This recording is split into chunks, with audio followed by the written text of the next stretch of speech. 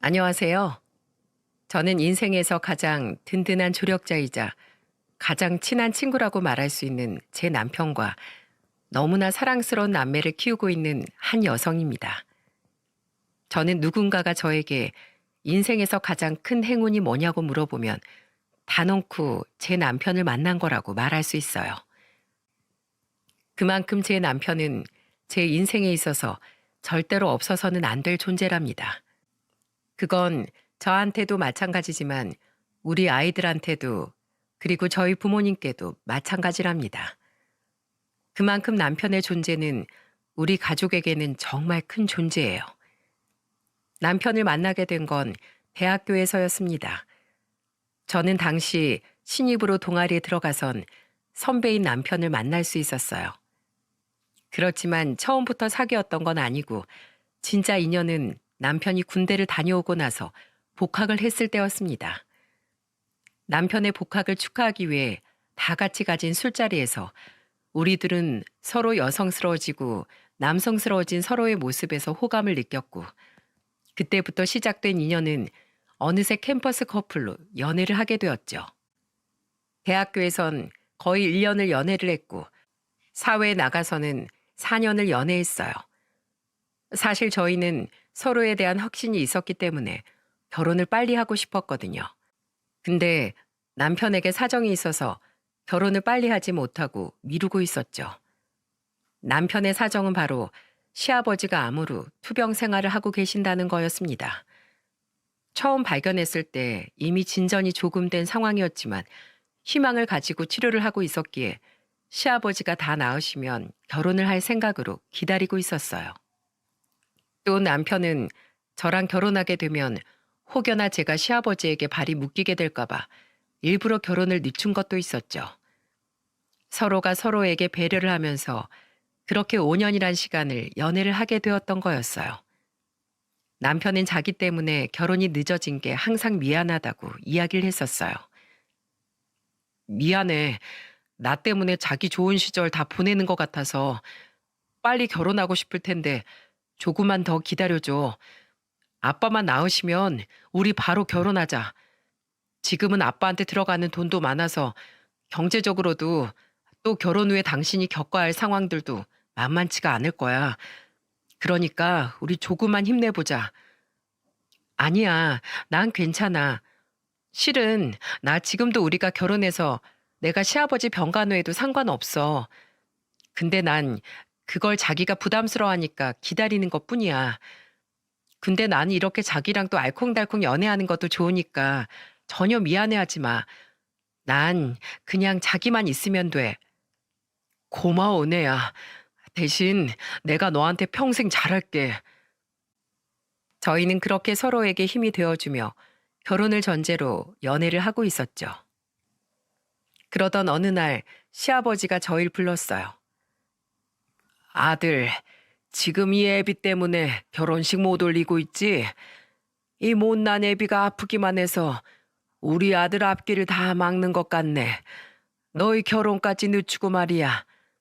근데 앞으로 나도 내가 언제까지 버틸 수 있을지 모르겠다.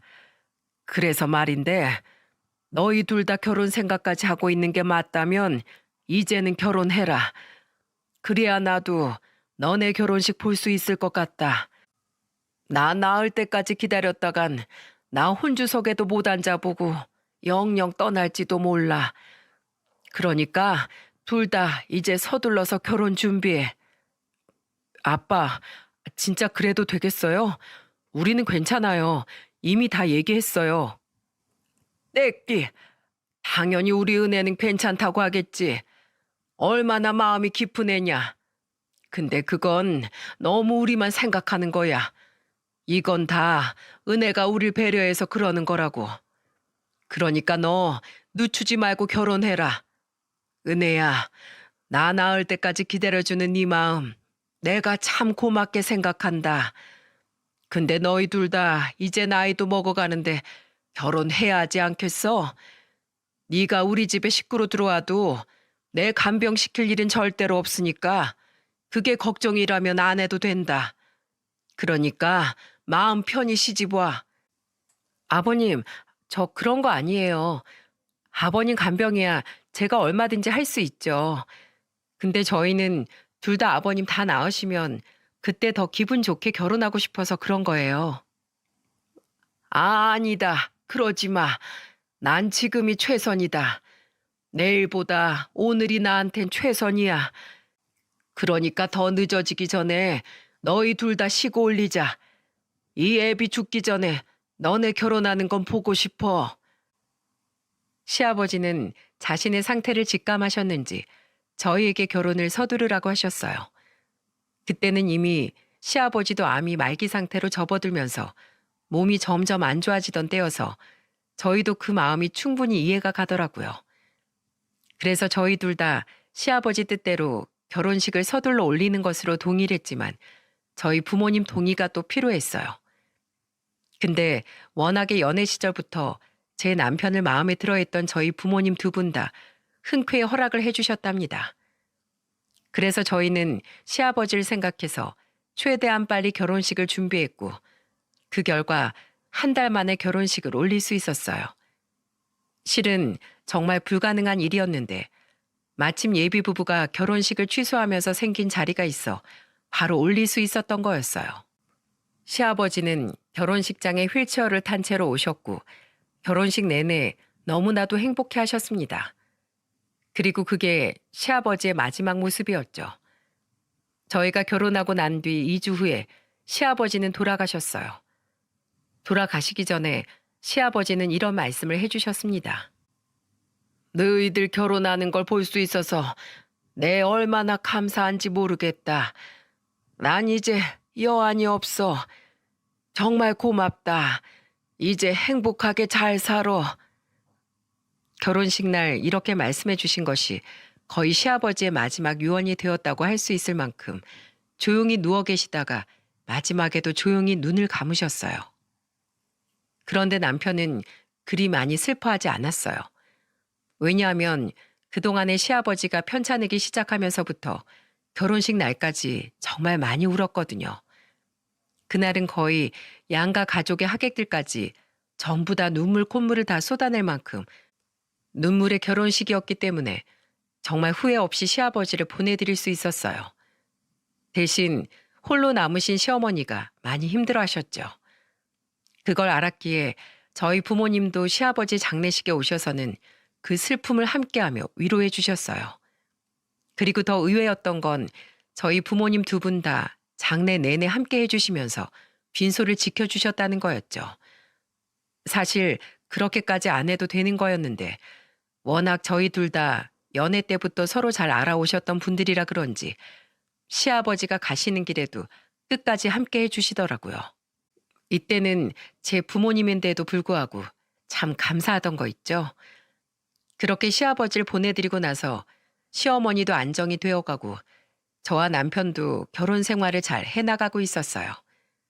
저희가 사는 집은 크고 좋진 않았지만 저희 수준에서는 잘 골라서 충분히 만족하면서 살 수 있을 만한 곳이었어요. 오히려 좁아서 둘이 꼭 붙어 있을 수 있어 좋더라고요. 사실은 결혼 준비하면서 저희 아빠가 집을 해주신다고 했었거든요. 시댁은 시아버지 투병이 길어지면서 결혼 자금을 댈 수 있는 형편도 아니었고 그 사실을 미리 알고 있던 저희 아빠가 저희 부부 신혼집을 해주신다고 하신 거였죠. 저희 아빠는 사업을 하면서 넉넉하게 여유가 있었기에 충분히 저희 집 살림을 차려주실 수 있는 분이었어요. 근데 그때 제 남편이 이렇게 말을 하더군요. 장인어른, 그 마음은 정말 감사하지만 저희는 그 마음만 받도록 하겠습니다. 제가 이 사람 한 명 데리고 들어갈 집 못 구할 만큼 그렇게 능력 없는 건 아니니까요. 물론 좋은 곳으로 데리고 들어가는 거 못하겠지만 그래도 시작부터 처가 도움 받으면서 시작하는 건 안 하고 싶습니다.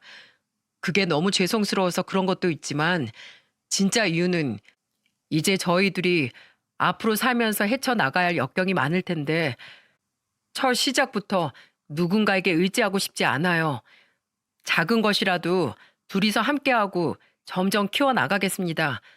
그렇게 할 수 있게 해주세요, 장인어른. 남편은 상당히 조심스럽게 말을 하면서도 강단 있게 잘 말을 했어요. 그 모습에 저도 반하고 저희 아빠도 반했죠.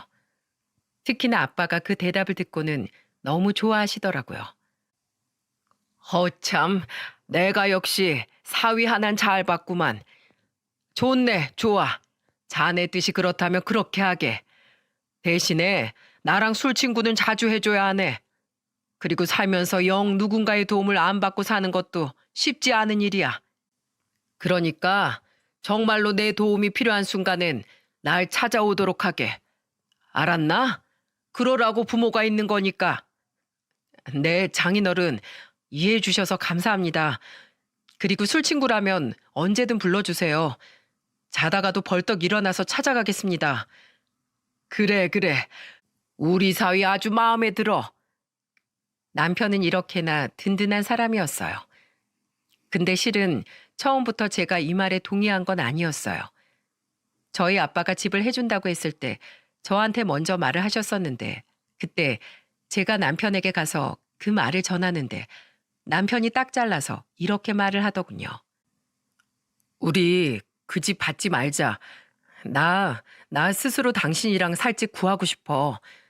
실은 집도 미리 봐둔 곳이 있어서 안 그래도 당신한테 같이 가보자고 할 생각이었거든. 비록 20평짜리 작은 빌라이긴 하지만 그래도 우리 거기에서 시작하면서 점점 평수도 늘리고 아파트로 이사도 가보고 하자.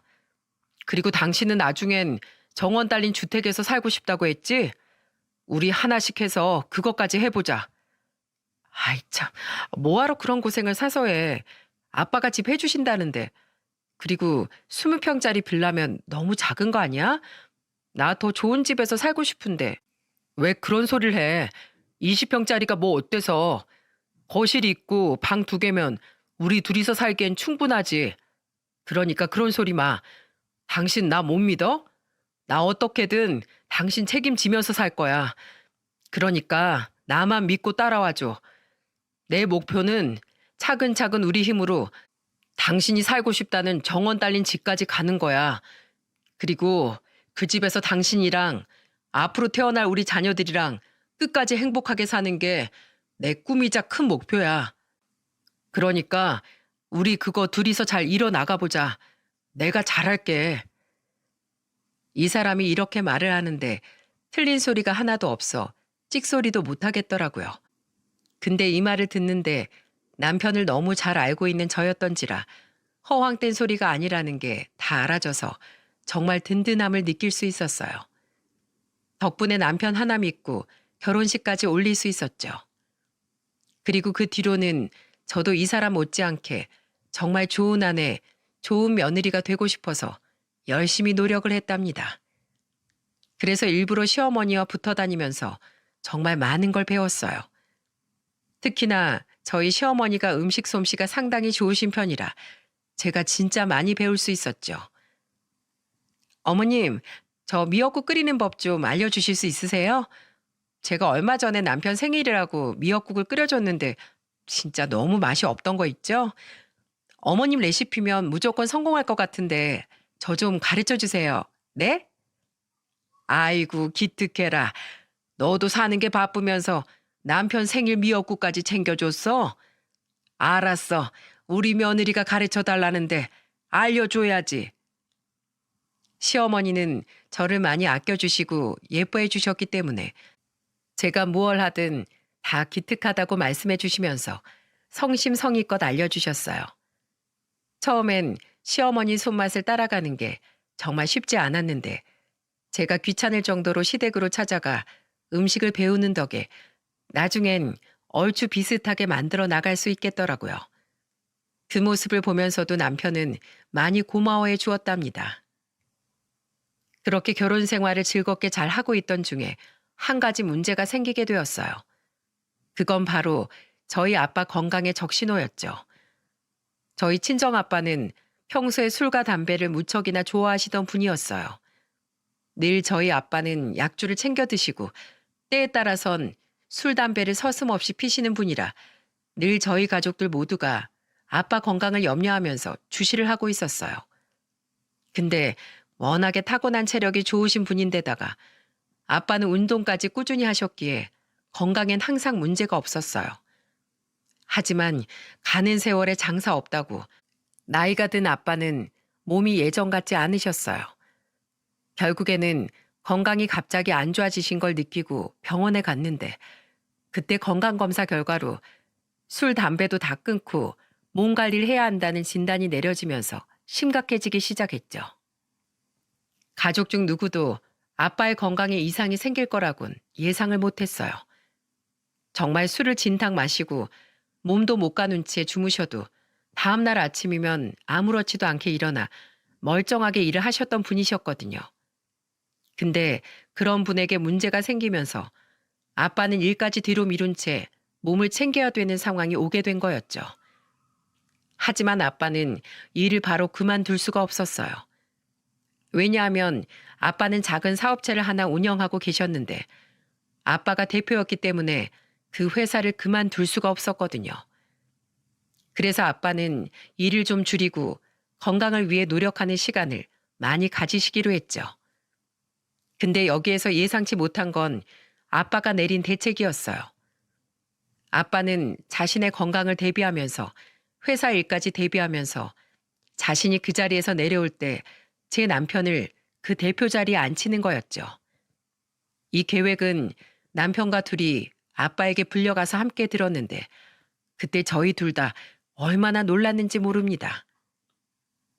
자네, 자, 먼저 한 잔 받으시게. 예, 감사합니다, 장인어른. 장인어른도 한 잔 받으시죠. 아, 아니야. 난 괜찮아. 나 이젠 술 끊었네. 아, 맞다. 집사람한테 얘기 다 들었습니다. 장인어른 이제 건강 돌보셔야 한다면서요. 그래, 그렇게도 했어. 그래서 말인데, 안 그래도 오늘 이 얘기 좀 하려고 불렀네. 자네, 혹시 이참에 내 회사 들어와서 일 좀 배워볼 생각 없는가? 네? 장인어른 회사를요? 그래. 자네도 알다시피 우리 큰애가 지금 하고 있는 게 있잖아. 영 사업엔 생각이 없다고 하니 자네가 내 회사로 들어와서 일해보는 건 어떨까 싶어서 말이야. 아빠의 갑작스런 제안에 남편도 저도 당황을 많이 했어요. 근데 저는 아빠가 이해가 가는 게 아빠 말대로 제 오빠는 사업에는 영 뜻이 없었거든요. 저한테는 오빠와 여동생이 한 명씩 있는데 여동생은 아직 시집을 가기 전이었고 오빠는 사업이나 회사 일과는 전혀 무관한 일을 하고 있었어요. 바로 음악이었습니다. 고등학생 시절부터 오빠는 대학 진학도 음대로 들어갈 만큼 일반적인 사회생활엔 전혀 뜻이 없었어요.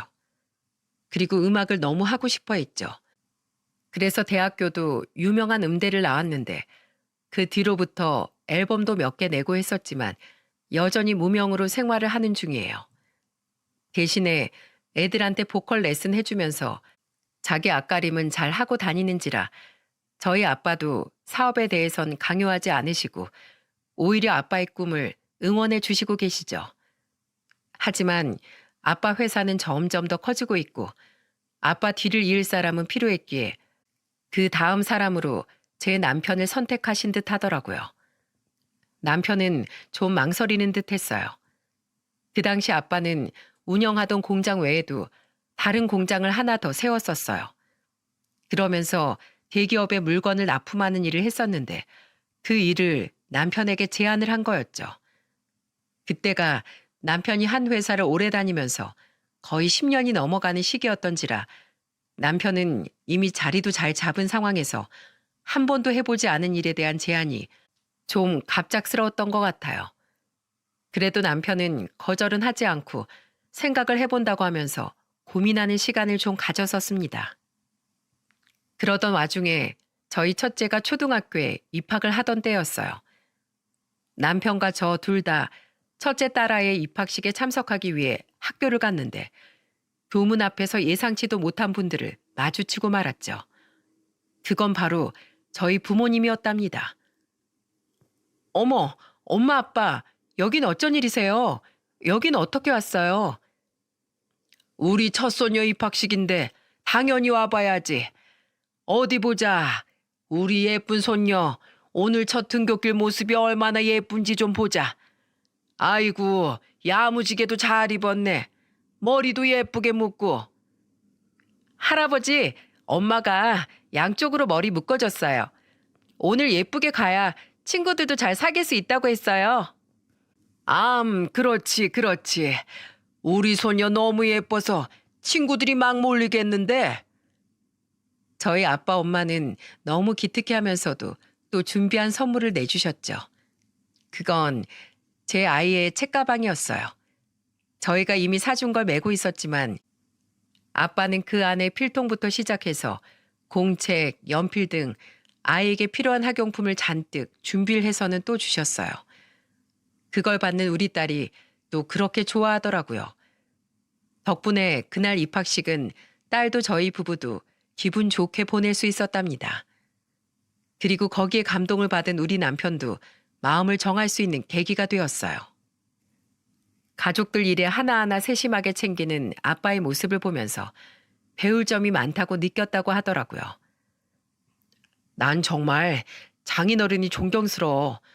그렇게 바쁘게 돌아가는 공장 일을 하시면서도 어떻게 그렇게 가족들 일을 하나하나 다 챙기실 수 있는 건지.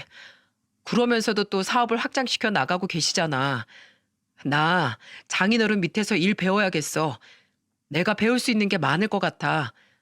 그리고 당신도 거기 같이 다니고 있으니까 우리 서로한테도 더 좋은 시너지가 날 것 같고. 좋아, 여보. 정말 잘 생각했어. 나도 아빠가 하시는 일 조금이라도 돕겠다고 지금 여기 들어와서 이렇게 일하고 있지만 나 혼자로는 정말 역부족이었거든. 근데 나도 당신이 같이 가준다고 하니까 정말 너무 든든하다. 우리 열심히 해보자, 여보. 남편이 아빠의 회사로 들어오기로 마음을 정하고 나니 제가 다 뿌듯하고 좋았어요. 그 뒤로는 남편도 저와 함께 합류해 아빠의 일을 돕게 되었답니다. 근데 역시나 남편은 그리 호락호락하지 않았어요. 남편은 아빠 회사로 들어오게 되면서 한 가지 제안을 하더라고요. 장인어른, 제가 장인어른 회사로 들어가겠습니다. 근데 대신에 조건이 하나 있습니다. 제가 장인어른 회사에 들어가는 대신에 저 아주 밑바닥부터 시작하고 싶어요. 저 이제껏 한 회사에서만 10년을 넘게 다녔어요. 그 덕에 사회생활에 대해서 많이 배웠지만 그것도 다 제가 맡은 업무 안에서만이었지 장인어른 회사에는 별 도움이 안 될 수도 있습니다. 그래서 저 이번에 아예 밑으로 들어가서 하나하나 배워가겠습니다. 그래야지만 떳떳하게 장인어른 회사 다닐 수 있을 것 같아요. 저는 낙하산이 싫습니다. 이미 면접 없이 들어간 것만 해도 다른 사람들 보기엔 낙하산이에요. 그치만 업무 능력만큼은 제가 하나하나씩 따내서 인정받고 싶어요. 남편의 생각에 아빠는 무척이나 많이 놀라워했어요. 근데 이건 역시 저와는 상의가 된 거였기 때문에 저는 크게 놀랍진 않았어요. 대신 저는 이 모든 게 남편답다는 생각이 들었죠. 자네, 내가 그거 못 들어주는 건 아니지만 자네 많이 힘들 텐데 괜찮겠는가? 네, 그럼요. 저는 괜찮습니다. 업무 하나 제대로 모르는 바보로 회사에 있고 싶진 않아요. 그러니까 허락해 주세요. 남편의 간곡한 부탁과 함께 이 생각을 꺾을 수 없다는 걸 안 아빠는 그대로 허락을 해주셨습니다. 그리고 아빠는 속으로 내심 많이 뿌듯해 하셨답니다. 아빠는 본사가 아닌 이번에 사업을 확장하면서 충청도 아산에 생긴 공장으로 발령을 내셨어요. 그리고 자신의 아빠의 사이라는 것도 전부 다 비밀로 하고 일을 하기로 했죠. 누구라도 대표의 사이라고 하면 부담스러워하고 눈치 보며 대할 것이 뻔했기 때문에 이 부분도 아빠에게 간곡하게 남편이 부탁을 했어요. 그렇게 바로 옮겨서 시작한 남편의 아산 공장 생활은 잘 흘러가고 있었습니다. 근데 서울에서 아산까지 왔다 갔다 하는 일이 쉽지 않았나 보더라고요. 거리도 있었을 뿐더러 출퇴근길이 워낙에 많이 막히는지라 아침이나 저녁에 소요되는 시간이 너무 많았어요. 그래서 저희들은 큰 결심을 하고 주말 부부로 지내기로 했죠.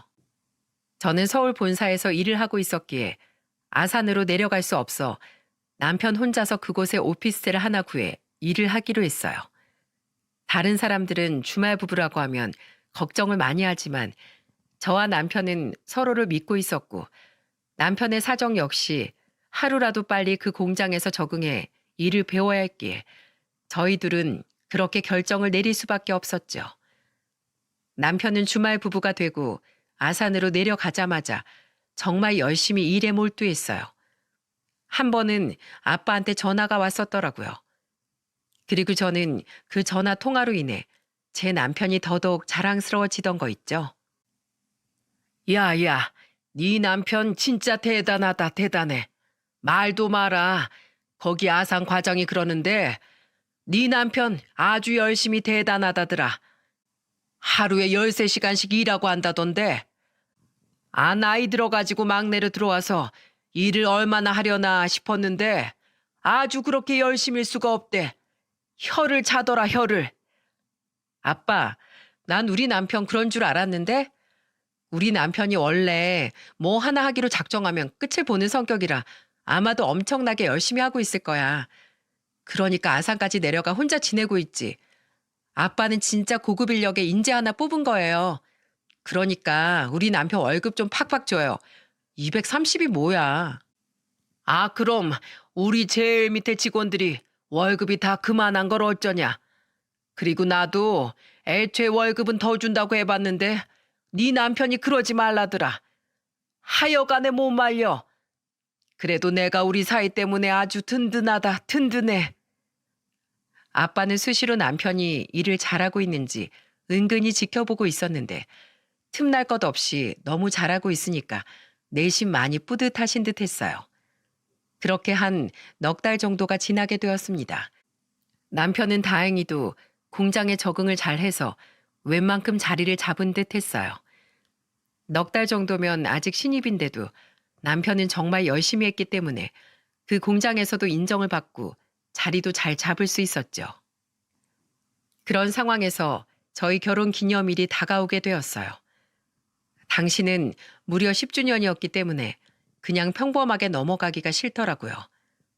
근데 남편은 워낙에 바쁘게 지냈기에 혹시라도 기념일을 기억하지 못하고 있을까봐 제가 남편을 찾아가기로 마음을 먹었답니다.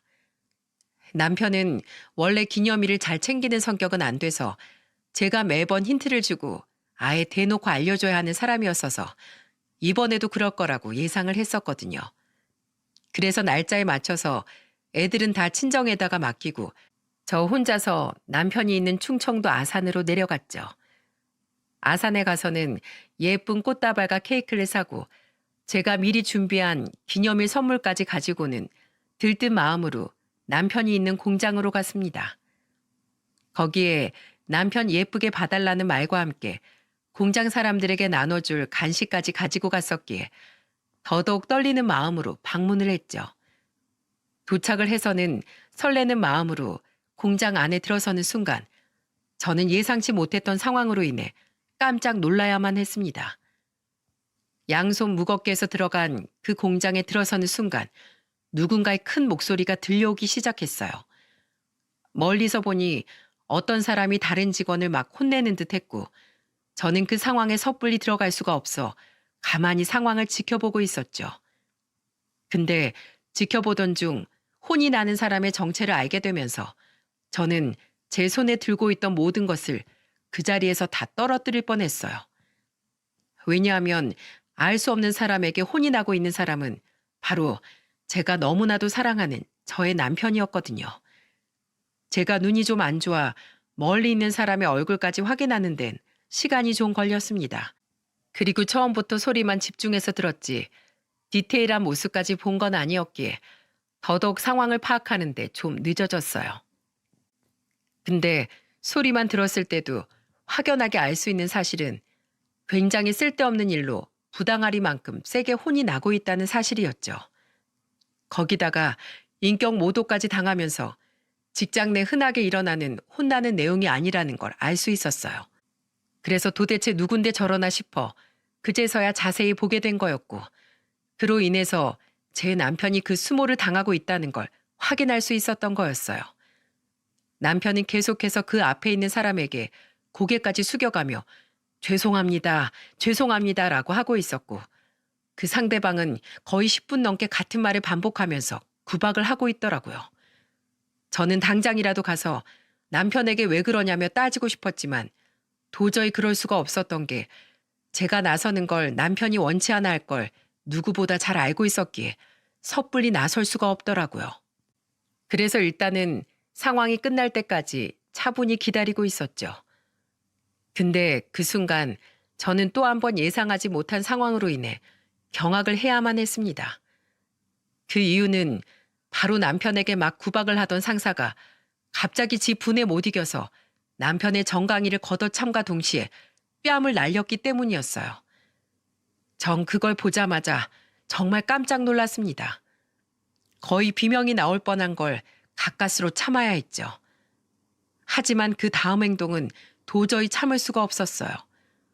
저는 남편이 맞는 모습을 목격하자마자 곧바로 달려나갔습니다. 그냥 달려나가는 것도 성에 안 차서 더 빨리 그 앞에 서기 위해 손에 있던 짐들도 다 내팽개치고 구두까지 벗어던지고는 그 앞으로 달려갔어요. 저기요, 지금 뭐 하는 짓이에요? 지금 누구 정강이를 차는 거야? 여보, 왜 맞고만 있어? 무슨 잘못을 했길래 맞기까지 하냐고. 여보, 당신은 뭔데 끼어들어? 대체 누구야 당신? 아, 이 사람 와이프야? 참네, 낄 뗄 껴 이 사람아. 지금 내가 밑에 직원 훈계하는 거 안 보여? 남편은 생각지도 못한 저의 등장에 깜짝 놀라워했어요. 그리고 그 상대방은 저한테까지 무시하는 말투를 보이며 오히려 왜 끼어드냐며 화를 내고 있었죠. 저는 그 모습에 더 분노가 올라왔어요. 뭐라고요? 당신 지금 말 다 했어? 밑에 직원 훈계할 때 정강이랑 뺨 따고 때리면서 훈계해도 된다고 누가 그래? 어디서 감히 손찌검이냐고? 아, 당신 누구냐고? 그건 내 회사에서 내가 알아서 해, 이 아줌마야. 그리고 당신 여기 왜 들어왔어? 여긴 직원 아니면 못 들어오는 곳인데. 저기 안 보여? 통제구역. 어디서 굴러 들어와가지고 감히 이래라 저래라야. 당신 불법 침입으로 경찰서 끌려가고 싶어? 어? 이 사람은 저한테까지 화를 내면서 급기야는 제 어깨를 툭툭 밀치면서까지 말을 했어요. 그 모습을 보더니 그제야 남편이 제대로 나서기 시작했습니다. 저기요 대리님, 아무리 그래도 몸터치는 하지 마시죠? 이 사람 제 와이프입니다. 아까 여보 소리 하는 거 못 들었어요? 들었지. 근데 뭐? 네 와이프인데 뭐? 여긴 대통령이어도 허가 없이 못 들어오는 곳이야. 그리고 감히 날 말려? 야, 너 진짜 돌았어? 그래도 여자를 밀치면서 말하는 건 아니잖아요. 저한테만 하세요, 저한테만. 왜 엄한 사람한테 그럽니까? 자꾸 이러시면 저 가만 안 있습니다. 이야, 이젠 이게 아주 까부네. 꼴랑 네 마누라 왔다고 지금 나한테 개기냐? 어? 이게 아주 허세를 잔뜩 부리네. 왜? 와이프 앞에서 꼽당하니까 자존심 상하냐? 어? 야, 근데 그게 네 위치야. 뭘 어쩌겠냐? 그 나이 먹고 말단 신입으로 들어왔으면 그냥 조아리고 살아. 알아들었어? 어? 이따위로 까불지 말고. 이 사람은 또 한 번 남편을 무시하면서 어깨를 밀치며 말하더군요. 거기에 더 화가 난 저는 흥분해서 확 질러버렸습니다. 그 자리에서 남편을 밀치는 그 인간에게 달려가 소리를 지르면서 제가 오히려 더 세게 밀쳐버렸죠. 내 남편 건들지 말라고 했지? 저의 밀침에 크게 휘청이던 이 남자도 점점 더 흥분을 하기 시작했습니다. 그리고는 그때부터는 타겟을 저한테 바꿔서 막말을 하더라고요. 야, 너 뭔데? 이것들이 아주 쌍으로 가지가지하네. 야, 너 누구야? 대체 누구냐고? 누군데 기어들어와서 난리야? 왜, 내 정체가 궁금해? 궁금하면 알려줘야지. 남자는 흥분해서 저한테 소리를 쳤고 저는 제 정체를 궁금해하는 그 사람에게 저에 대해서 제대로 알려주었습니다. 전 제 자켓 주머니 속에 있는 제 회사 사원증을 그 인간 눈앞에다가 가져다 대고 똑똑히 보여주었어요. 이곳은 통제구역이라 출입을 위해서는 입구에 계시는 경비원분에게 사원증을 보여줘야 했기에 마침 그걸 보여주고 나서 주머니에 넣어놓은 상태였어요. 그래서 바로 꺼내서 보여줄 수 있었죠. 그 사원증에는 제 이름과 함께 회사 직함이 적혀 있었고 그 사원증을 보자마자 그 인간은 깜짝 놀라더니 급기야는 벌벌 떨기 시작하는 거 있죠. 그러면서 행동이 180도 달라졌습니다. 아, 과장님? 네, 저 강은혜 과장입니다. 제가 본사 사람이라 몰라보셨나 본데 저 본사에서 온 강은혜 과장입니다. 아니, 어떻게... 당신 여기 들어온 지 얼마나 됐어요? 당신 대리라고? 대리 정도 됐으면 여기 들어온 지도 꽤 됐을 텐데 직원 교육을 지금까지 그따위로 시켰어요? 아니지. 지금까지 회사 생활 그렇게 해온 거예요? 밑에 사람들 부당하게 갈구면서? 그게 아니라 이 친구가 작업 실수를 좀 해서. 실수를 했으면 그 실수한 것에 대해서만 혼을 내야지. 왜 애먼 사람을 때리냐고요, 때리길. 그리고 내가 여기 들어오면서 다 들었는데 당신 내 남편한테 인격 모독까지 했잖아. 그게 어디 작업 실수 때문에 혼낸 거야? 아니잖아. 꼴 보아하니까 한두 번도 아닌 것 같은데. 죄송합니다. 제가 진짜 평소에는 안 그러는데 진짜 이번만 그런 겁니다. 과장님. 믿기지도 않는 말을 하는 이 인간을 보면서 저는 여전히 분이 안 풀려서 이 인간에게 최후의 한 방을 날렸습니다.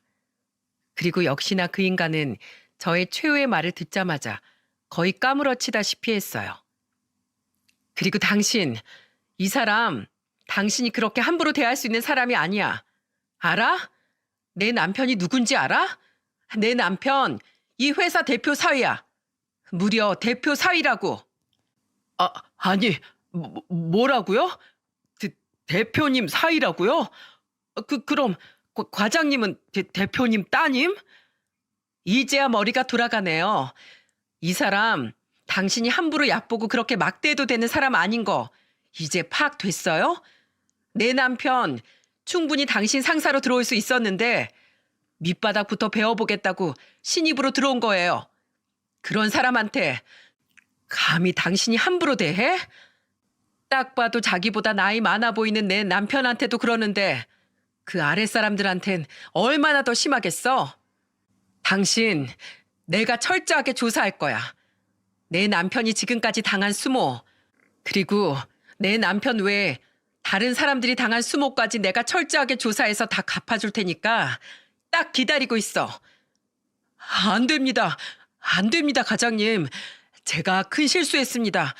제가 원래는 진짜로 안 그러는데 제가 오늘은 좀 예민한 날이라서 그래서 그랬어요, 과장님. 저 한 번만 봐주십시오. 예민하다고 사람을 쳐? 그게 말이 돼요? 당신, 내가 대표님한테 그대로 보고할 거야. 각오 단단히 하고 잘릴 대기하고 있어. 안 돼요, 과장님. 제발요. 저 처자식이 2명이나 있습니다. 아직 초등학교도 다 못 갔어요. 제가 저희 집 가장입니다. 그러니 한 번만 봐주세요. 집에 있는 제 와이프랑 처자식을 생각해서라도 좀 봐주세요. 네? 저는 막 흥분을 하면서 말을 했어요. 그리고 정말로 이 사람을 가만두지 않을 생각이었죠. 그래서 이 사람이 저한테 아무리 빌고 빌어도 꿈쩍도 하지 않았어요. 근데 여기에서 남편이 나서더라고요. 여보, 그 정도면 됐어. 그만해. 내가 작업 실수한 건 맞아. 내가 일하는 게 답답하셨을 거야. 그리고 정말 다른 사람들한테는 안 그러니까 그런 걱정은 안 해도 돼. 나도 잘한 거 없으니까 당신도 이쯤에서 그만하고 화 풀자. 아니, 그럼 다른 사람들한테는 안 그러는 걸 왜 당신한테 그러는 건데? 당신보다 나이도 어려 보이는데 반말까지 찍찍해대고. 당신은 왜 이런 것까지 다 참고 있어? 나도 잘한 거 없으니까 그냥 무턱대고 그러는 게 아니고 내가 실수해서 그런 거니까. 대리님, 대리님도 이쯤 하고 얼른 들어가 보세요. 여기 더 있어봤자 좋은 꼴 못 볼 것 같으니까. 예, 형님. 들어가 있겠습니다. 아무쪼록 형수님. 아니, 과장님껜 말씀 좀 잘 부탁드리겠습니다. 이 대리라는 사람은 그전까진 제 남편에게 야, 너 거리면서 반말을 해댔으면서 남편의 정체를 알고 나자마자 형님 하면서 완전히 군기가 바짝 들어선 주랭랑을 쳐버렸습니다. 만약 제3자가 이 상황을 지켜보고 있었더라면 배꼽이 빠지도록 웃었을 거예요. 그만큼 우스웠거든요. 여보, 지금까지 이렇게 일했던 거야? 왜 나한테 그동안 말을 안 했어? 그리고 이렇게까지 당할 건 아니었잖아. 아유, 회사 생활이 다 그렇지 뭐. 공장 일이라는 게 그렇더라고. 하나 실수하면 일이 다 어그러지다 보니까 작은 실수도 나오면 안 되더라. 그러니 다들 예민하게 굴 수밖에 없는 거지. 그런 곳에서 내가 실수를 했으니 혼나는 게 맞아. 물론 때린 건 잘못한 거지만 나도 뭐 잘한 거 없으니까 넘어가자. 그리고 부탁인데 장인어른께는 말씀드리지 말아줘. 그냥 우리 선에서 해결하고 끝내자. 이런 상황에서도 남편은 남의 탓을 하는 게 아니라 자신의 탓을 하는 걸 보면서 진짜 대단하다는 생각이 들었어요. 게다가 남편은 그 사람에게 처자식이 있는 것까지 다 생각을 해서 저한테 그런 부탁을 했던 것 같았어요. 역시나 남편이다라는 생각을 하게 되면서 또 한 번 남편에 대한 존경심이 생겨났죠. 그렇게 그 사건을 한 번 넘긴 뒤로 남편의 회사 생활은 이전과는 완전히 달라지게 되었어요. 저희에게 호되게 혼난 그 대리라는 사람이 공장에다가 남편이 대표의 사위라는 사실을 다 알렸기 때문에 그때부터는 다들 남편에게 엄청 잘해왔었거든요. 근데 남편은 그걸 상당히 난감해하고 부담스러워했어요. 왜냐하면 주변에서 남편에게 잘 보이기 위해 노력하고 아부성 멘트를 날리는 사람들이 많아졌거든요. 그래도 긍정적인 부분은 남편이 나이 들어 늦게 신입으로 들어왔다고 무시하던 사람들이 은근 있었는데 그 사람들의 태도까지 싹 바뀌게 되면서 비꼬고 꼽주는 것이 아니라 정중하고 깍듯하게 업무에 대해 알려주었기에 남편은 1년 반이라는 짧은 시간에 공장의 전반적인 업무에 대해 다 파악을 할 수 있었어요. 남편 또한 열심히 노력을 했기에 밤낮 없이 업무에 대해 파악하면서 배워가며 일을 한 결과 공장 구석구석까지 잘 아는 직원으로 성장할 수 있었죠. 덕분에 저희 아빠 입에서는 남편에 대한 칭찬이 마를 날이 없었어요. 근데 여기에서 하나 더 놀라운 일이 더 있었습니다. 남편은 공장 일을 열심히 배워 능력치를 쌓은 덕에 빠르게 본사로 발령을 받을 수 있었는데 그때 저희 아빠가 이런 말을 하던 거 있죠. 자네 공장 다니면서 초반에 괴롭힘 좀 당했었지? 네? 아니 장인어른 그 얘기를 어떻게... 아빠 알고 있었어요? 근데 왜 저희한테 말을 안 했어요? 아이 애비가 내 회사에 대해서 모르는 게 있던 적이 있었냐? 다 알고 있지. 그리고 원래 이런 얘기들은 더 소문이 빨리 퍼지는 법이야. 은혜 네가 아산에 내려갔을 때 대리 하나 잡았다면서 거기 직원이 그 모습을 봤나 보더라. 그걸 아산 과장한테 말을 했나 본데 그게 내 귀에까지 들어왔어. 그래서 너희들 몰래 그 직원 불러다가 얘기까지 했었다. 내가 따로 경고 좀 줬었어. 네? 아니 장인어른 그건 또 언제... 내 딸이 나한테 보고하겠다고 한 걸 자네가 말렸다면서. 잘했네. 사회생활이란 게 원래 다 그런 거지. 이런 꼴 저런 꼴 다 보면서도 살아내야 하는 게 사회생활 아니겠는가. 근데 그걸 알게 된 난 가만히 있을 수만은 없었네. 첫 번째는 내 사위의 권위를 위해서도 그렇고 둘째는 자네 다음에 피해자가 나오는 걸 막기 위해서 그랬네. 앞으로 자네가 여기 수장이 될 사람인데 그런 무시를 받아서야 되겠나. 그러니 내가 길을 좀 살려주느라 그랬네. 그리고 자네가 하나 실수한 게 있어. 그런 사람은 그래도 따끔하게 혼을 내줘야 하는 거야. 그래야 자네 다음에 들어서는 사람들이 그 과정을 또 안 겪는다고. 그래서 내 그 직원 불러다가 따끔하게 경고 줬네. 뭐 그래봤자 앞으로 잘하라는 얘기였지만 자네도 앞으로 나와 같은 위치에서 아래 직원들이 같은 상황들 겪을 수 있을 텐데 그때마다 지혜롭게 잘 처리해야 돼. 무조건 사람이 좋게 대한다고 해서 다 좋은 건 아니거든. 알겠나? 예, 장인어른. 잘 알겠습니다. 이렇게도 장인어른께 배우네요. 명심하겠습니다. 그리고 감사합니다. 그래, 그래.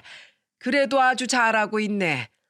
아주 우리 사이가 있어서 내가 든든하다고.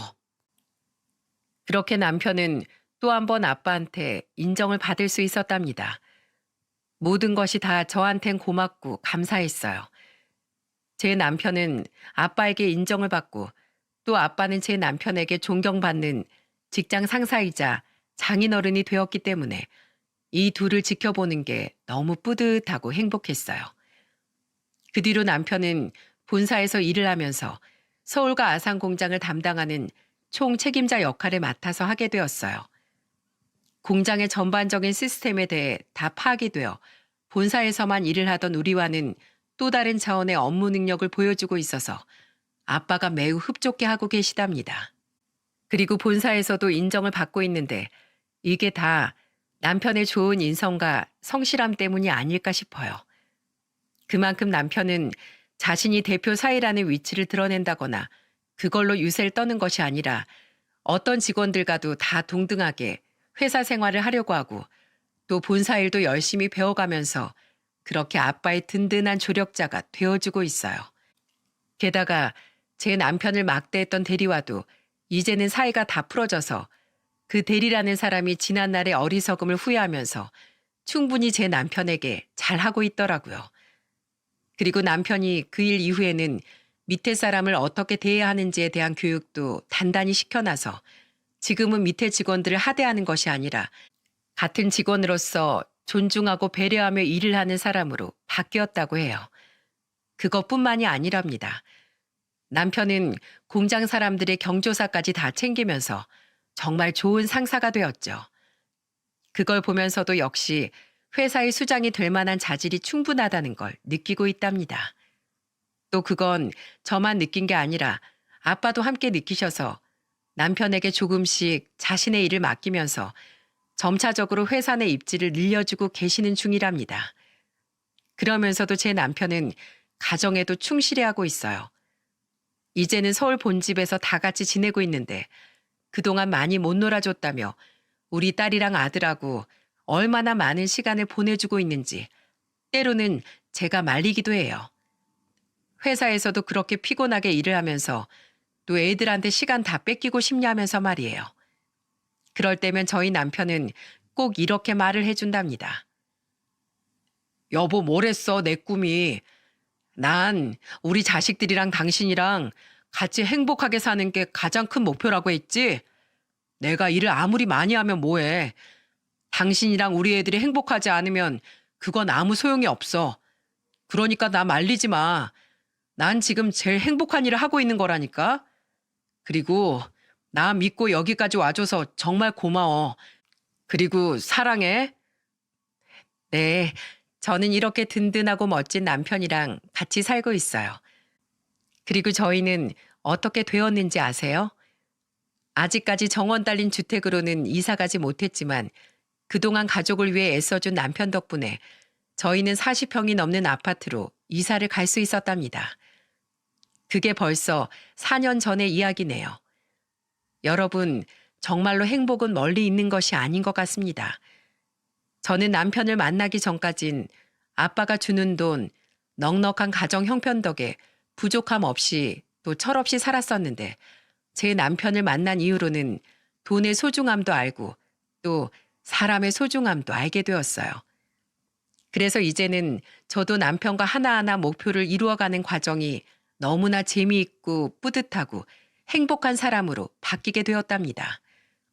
또 남편의 말대로 직업에 귀천 없고 사람은 다 소중한 존재라는 걸 잘 알게 되어서 그날 제가 흥분해서 혼을 냈던 직원한테도 가서 미안했다고 사과를 했었네요. 원래는 사과할 마음이 없었는데 그쪽에서 먼저 저한테 정중하게 사과를 하러 왔었더라고요. 이것도 아마 남편의 영향이 아니었다면 전혀 이뤄질 수 없었던 상황이었을 거예요. 저희 회사에서 제 남편을 잘 모르는 사람들은 여자 잘 만나서 인생 폈다고 말을 하는데 제가 봤을 땐 절대 아니랍니다. 오히려 제가 그리고 저희 가족이 남편을 만나게 되어서 인생을 펴게 되었거든요. 그만큼 누구를 만나느냐에 따라서 우리의 인생이 참 많이 달라지게 되는 것 같아요. 그러니 여러분도 꼭 인생에서 좋은 인연, 좋은 배우자를 만나시길 바랍니다. 제가 늘 응원하겠습니다. 제 사연 들어주셔서 정말 감사합니다.